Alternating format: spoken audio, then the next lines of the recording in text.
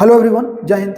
आज TCM channel में बात करने जा रहे हैं हम लोग जो 100 डेज प्लान चल रहा है 2026 बिहार बोर्ड के लिए। उसमें आज डे 16 है और इसमें हम लोग बात करेंगे इंडिफिनिट इंटीग्रेशन पर क्वेश्चन।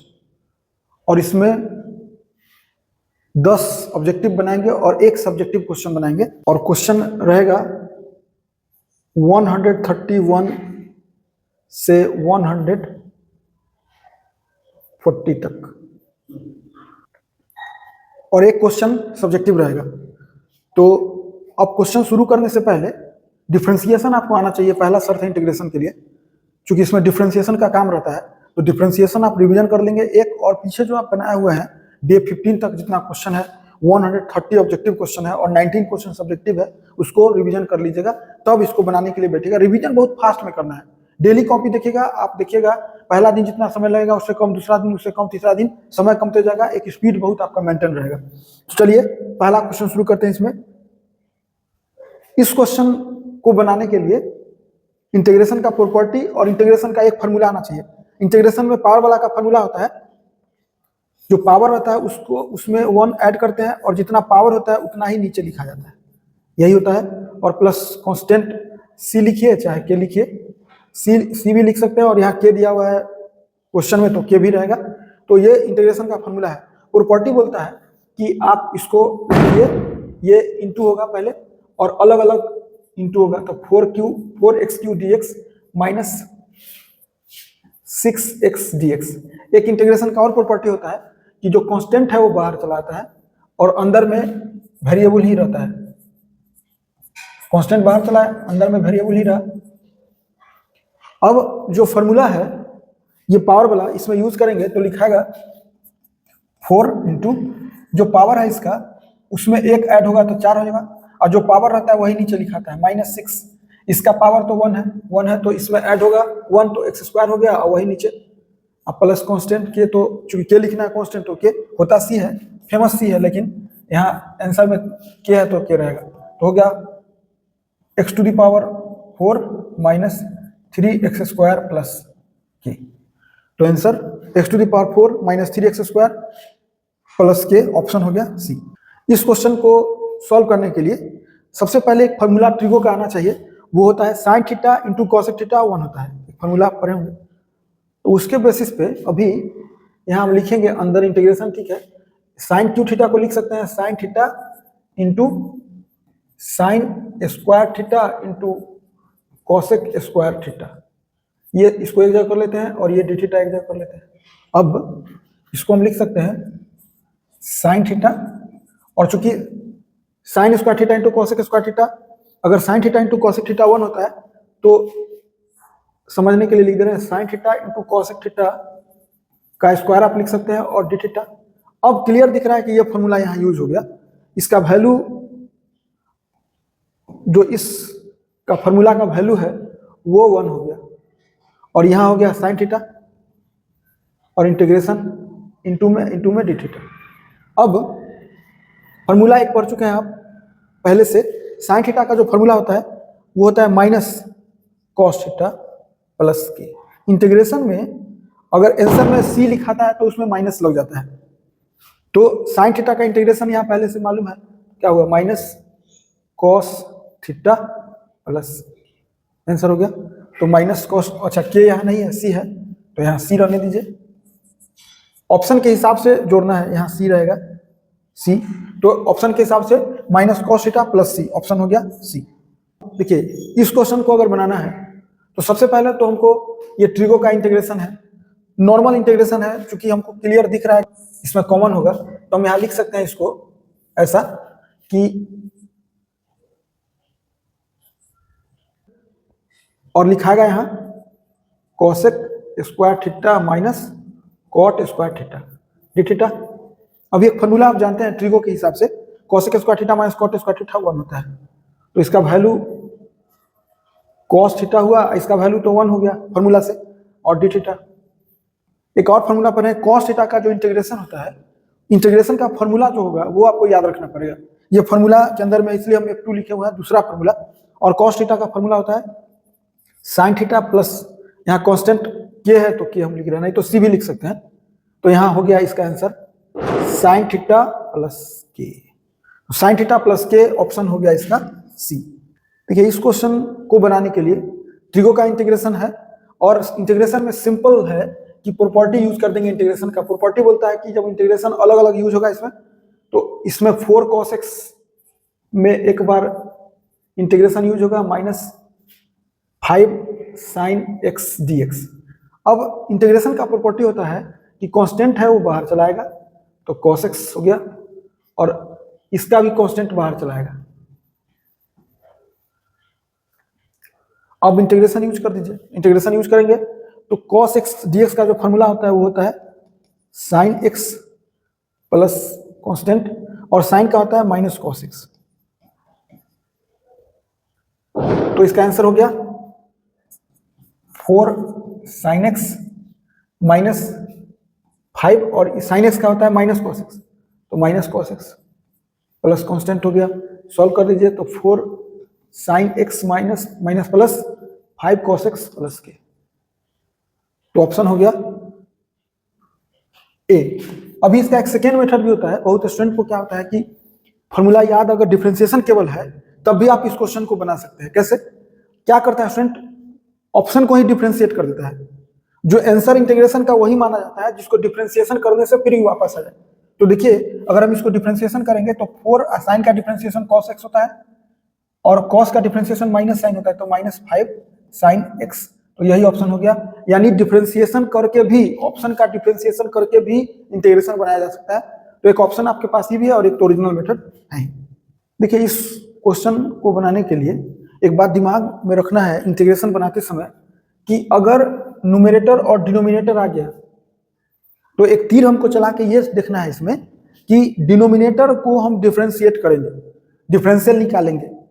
अगर न्यूमरेटर में पूरा पूरा आ गया या कांस्टेंट का अंतर रहा तो एकदम इजी हो जाएगा।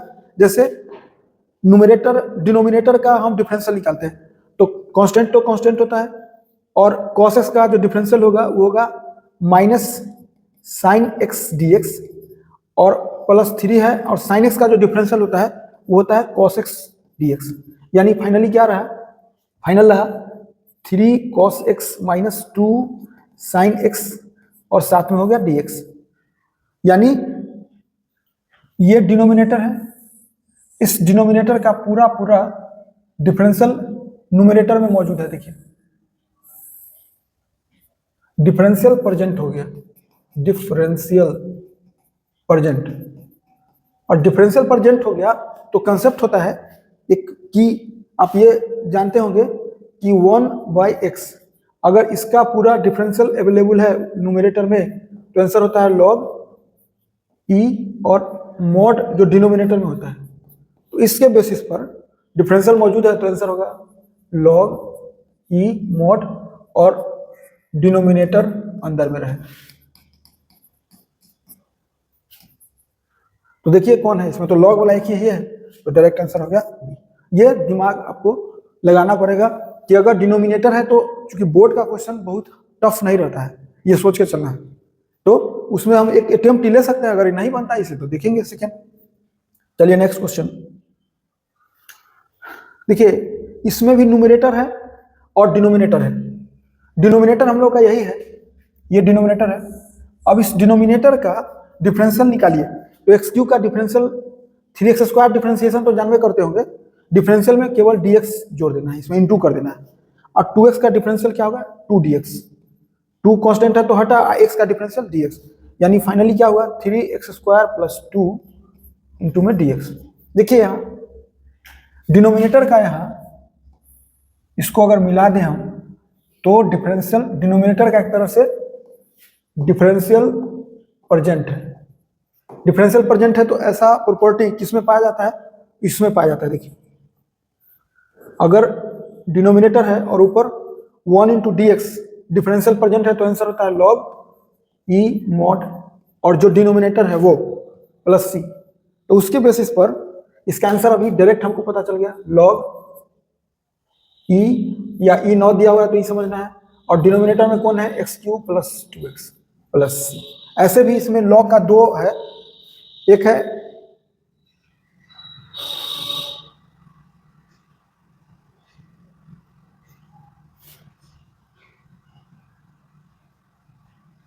एक्स क्यू प्लस 2x होगा, ये नहीं होगा इसमें।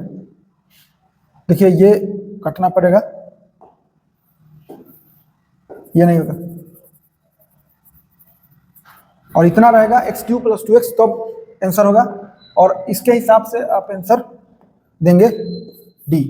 ये तो सवाल ही नहीं होता है, इसमें x³ का कोफिशिएंट गलत। पहले इस क्वेश्चन को सॉल्व करने के लिए ये फॉर्मूला पहले आना चाहिए। इसका 1/x² प्लस a² dx जो होता है, स्पेशल 9 फार्मूला होता है, उसमें से एक फार्मूला है। और इसका जो आंसर होता है जानते होंगे, 1/a tan inverse x/a plus c। तो यहां पर a का काम कौन कर रहा है? a का काम कर रहा है 1/x² प्लस √5 जो है a का काम कर रहा है। तो इसके हिसाब से 1/a कहा, 1/√5 हुआ। और लिखना है tan इनवर्स, लिखना है tan इनवर्स, सब में tan इनवर्स ही है। और x/a का काम कौन कर रहा है? √5 प्लस, तो 1/√5 tan इनवर्स x/√5, x/√5। इसमें भी ऑप्शन गलत लिखा हुआ है, तो इसमें हम इसको कर दे रहे हैं, यहाँ पे इसको x कर दे रहे हैं, क्योंकि फॉर्मूला के हिसाब से x/√5 होना चाहिए, और तब आंसर आपका ये होगा सी। इस क्वेश्चन को सॉल्व करने के लिए इंटीग्रेशन का एक फॉर्मूला आपको आना चाहिए। 2 उपाय है इंटीग्रेशन सॉल्व करने का, या तो आपको फॉर्मूला आना चाहिए, एक ऑप्शन आपके पास ही है, या जो ऑप्शन है इसका दिया हुआ उसको डिफरेंशिएट कर दीजिए। अगर डिफरेंशिएट करके जिसमें आंसर ये आएगा, डिफरेंशिएट करके जिसका आंसर 4x आएगा वही आंसर होगा। जो आपको इजी लगता हो, डिफरेंशिएशन अगर हल्का है तो करिए इधर, नहीं तो ओरिजिनल मेथड भी जानते होंगे। a⁴ का इंटीग्रेशन जो होता है वो होता है a⁴ by log a plus constant यहाँ k है तो हम क्या लिख रहे हैं, तो ये तो डायरेक्ट फॉर्मूला पर है, तो लिखाएगा क्या 4x by log 4 plus k। देख लीजिए कौन है 4x बाई log 4, यह ऑप्शन सी। जो लोग को सेकेंड मेथड बनाना था तो पहले इसका डिफरेंशिएशन करते, तो 4x का जो डिफरेंशिएशन होता है 4x इंटू log 4 होता है, जो नहीं है यहाँ पे, तो ए ऑप्शन फेल कर गया। फिर बी ऑप्शन, फिर सी, इसी तरह सबको डिफरेंशिएशन करके देखना पड़ेगा, तब जाके बनेगा ऑप्शन सी।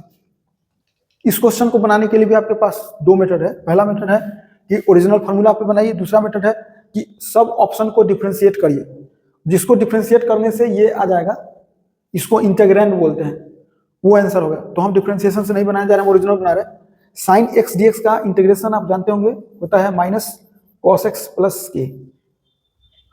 और इसी में अगर सीखे होंगे कि अगर sin x ना हो के kx होता है कांस्टेंट, तो होता है -cos kx, अब बाई जो कांस्टेंट होता है ना उससे डिवाइड हो जाता है। तो ये उसी पर है, देखिए x का जो कोफिशिएंट है उसी से डिवाइड हो जाएगा। तो इसका आंसर देखिए लिखेंगे अभी, साइन का माइनस कॉस तो होगा ही, तो -cos 3x/4 तो लिखे ही, लेकिन यहाँ डिवाइड आपको एक्स्ट्रा करना पड़ेगा। जो x का कोफिशिएंट है, x का कोफिशिएंट कितना है जो भी है उससे 3/4 से डिवाइड करना पड़ेगा, और तब आंसर देना होगा। तो 3/4 डिनोमिनेटर में है तो ये हो जाएगा -4/3, और cos 3x/4 प्लस, तो आंसर हो गया -4/3 cos 3x/4 प्लस के, ऑप्शन हो गया सी। ये ऑब्जेक्टिव में लास्ट क्वेश्चन है। इसको भी बनाने का सेम 2 मेथड है। पहला कि ऑप्शन जो दिया हुआ है उसको डिफरेंशिएट करिए, और जो उसको डिफरेंशिएट, जिस ऑप्शन के डिफरेंशिएशन से ये इंटीग्रेंड आ जाए उस वो आंसर होगा।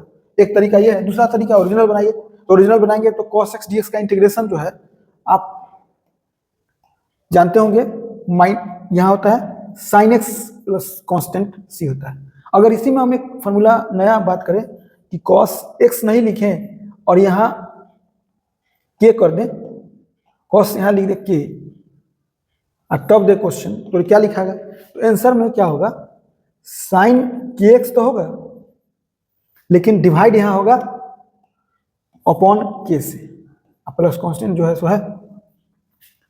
यहाँ पे सेम क्वेश्चन है, cos है लेकिन बगल में जो x का जो कोफिशिएंट है वो 7/9 डिफरेंट है, मतलब k का काम वही कर रहा है। तो cos के लिए क्या आंसर होता है, तो cos के लिए होता है आंसर sin 7x/9, एक तो हो गया। और इसके डिनोमिनेटर में के चाहिए, तो के का यहाँ काम कौन कर रहा है, के का काम कर रहा था 7/9, 7/9 लिख दिए प्लस सी। अब इसको ये लिखाएगा 9/7 साइन 7x/9 प्लस सी नहीं लिखना है, कांस्टेंट के लिखना है, तो आंसर कौन हो गया 9/7 साइन 7x/9 प्लस के, ऑप्शन हो गया सी।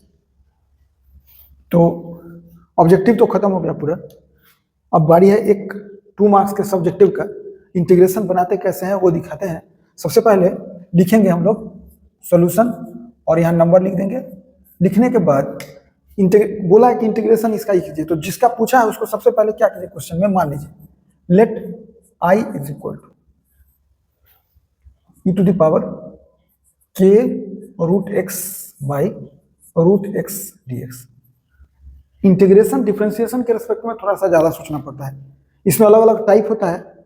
पहला सोचा जाता है स्टूडेंट के द्वारा कि फॉर्मूला पर तो नहीं, तो फॉर्मूला पर तो डायरेक्ट नहीं है। दूसरा ट्रांसफॉर्मेशन मेथड तो नहीं। तीसरा सब्स्टिट्यूशन मेथड तो नहीं। 70% जो इंटीग्रेशन होता है वो सब्स्टिट्यूशन मेथड पर होता है। सब्स्टिट्यूशन मेथड बोलता है कि उसमें उस फंक्शन को टी मानिए जिसका डिफरेंशियल प्रेजेंट है। तो देखिए यहाँ फंक्शन कौन कौन है, एक फंक्शन तो रूट एक्स है, एक फंक्शन है, सोचने के लिए सिखा रहे, एक फंक्शन है रूट एक्स, एक फंक्शन है e to the power k root x, एक फंक्शन है 1/√x। लेकिन सबसे अगर डिफरेंशिएशन आपका मजबूत है तो रूट एक्स का जो डिफरेंशियल होता है, अगर मन में सोचने की बात कर रहे हैं तो डिफरेंशियल अगर रूट एक्स का निकाला जाए तो होगा 1/2√x dx, यानी रूट एक्स को t मानते हैं तो मेरा काम हो जाएगा। ये आपको सोचने का बात है। तो हम लोग क्या करते हैं इसमें कि सबसे पहले लिखते हैं कि put root x is equal to t. जब ही रूट एक्स टी पुट कीजिएगा तो लिखाएगा रूट एक्स का डिफरेंशियल क्या होगा 1/2√x dx is equal to dt। हमको क्वेश्चन में 2 तो है नहीं, तो 2 हम हटाएंगे, हमको केवल dx/√x है। तो हम इसको लिख सकते हैं imply that dx/√x is equal to 2dt। हो गया। नाउ लिखेंगे i is equal to, I अब क्या लिखाएगा integration e to the power k, और देखिए रूट एक्स को हम लोग t माने हैं तो यहां लिख दिए t, रूट एक्स तो t मान चुके हैं, और dx/√x को 2dt है तो यहां लिखाएगा 2dt। हो गया। अब लिखाएगा 2 तो कांस्टेंट है, बाहर हो गया, इंटीग्रेशन हो गया e to the power k t dt। अब यहां लिखते हैं imply that i is equal to 2, और एक इंटीग्रेशन का फॉर्मूला दिखा देंगे। देखिए एक इंटीग्रेशन का फॉर्मूला होता है e टू द पावर, अगर kx dx होता है तो वही होता है, लेकिन जो x का कोफिशिएंट है उससे डिवाइड करना पड़ेगा, ये होता है फॉर्मूला। तो उसके बेसिस पर इसका आंसर होगा e to the power k t, और चूंकि t का कोफिशिएंट k है तो हमको यहाँ डिवाइड करना पड़ेगा k से, अब प्लस कांस्टेंट तो अपना तरफ से रहेगा ही, c हो गया। अब चूंकि t तो हम लोग का माना हुआ है इसलिए लिखेंगे since t is equal to root x, इसीलिए i is equal to 2 e to the power k root x by k plus, और आप अंतिम में चाहें तो हेंस करके भी लिख सकते हैं, क्या हेंस लिख सकते हैं, नहीं तो यहां भी आंसर हो गया hence integration e to the power k root x by root x dx is equal to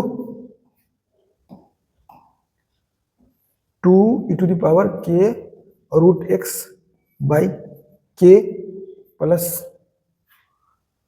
c। Answer हो गया। आप यहां भी आंसर दे सकते हैं और यहां भी दे सकते हैं, हम लिख दिए पूरा। आज के लिए इसमें इतना ही, थैंक्स।